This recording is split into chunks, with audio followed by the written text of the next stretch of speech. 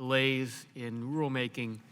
The reason why it's important is we have to be concerned about delays because we're talking about, first and foremost, safety.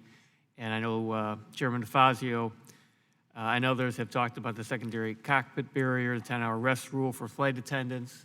And so a delay in rulemaking is a delay in safety. You also have quality of life issues that we're talking about here, both for people who fly and those who live around airports. And I'm going to have a question about that. And you also have delays in technology, which hurt the United States. And the remote ID rule has to do with safety first and foremost, but it also has to do with the advancement of UAS, and that impacts jobs in this country. We want to be the leader in innovation in all areas. I want to start out asking, on the technology side, I included a provision in the FAA Reauthorization, Section 192, for R&D demonstration projects for zero-emission technology.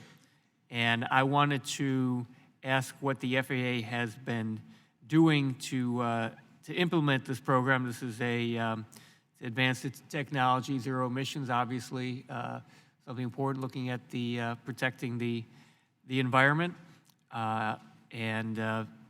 Is there anything that, Mr. Elwell, you can tell me about this? Well, Mr. Lipinski, I'm not immediately familiar with the section, but that you're asking about. I will certainly get back to you if that's okay with a detailed response. I will tell you that innovation is a major priority and for Secretary Chow, for the administration, and for us. In fact, one initiative that we're trying to affect within the FAA is to create an Office of Innovation whose charge would be to take in new technologies and assimilate them into our culture quicker than we currently do. Technology today moves, as we all know, so much faster than it did a few decades ago. And the FAA and aviation were slow to begin with, as you point out, because of our safety concerns. But anything that we can do on the R&D side or on the operational testing side, anything we can do to accelerate innovation, especially as fast as it's moving, I'm all for that, sir. Right, I look forward to hearing about Section 192, what you're doing, and also what you're talking about in terms of innovation and what we can do to be helpful on that.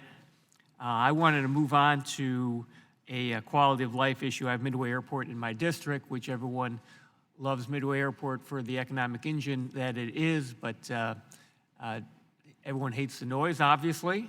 And this is a 1 square mile airport that has houses on all 4 sides. So Section 188 required a report on the day-night average sound level, the DNL.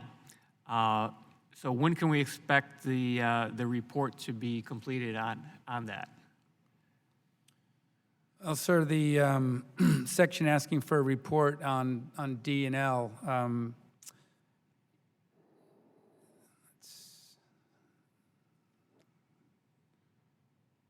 not sure I can give you a date on the completion of that report.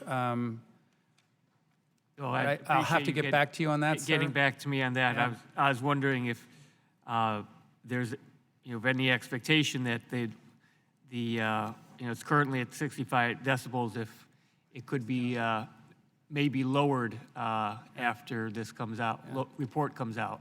Sir, actually, we're going to get that DNL report out before the end of the year.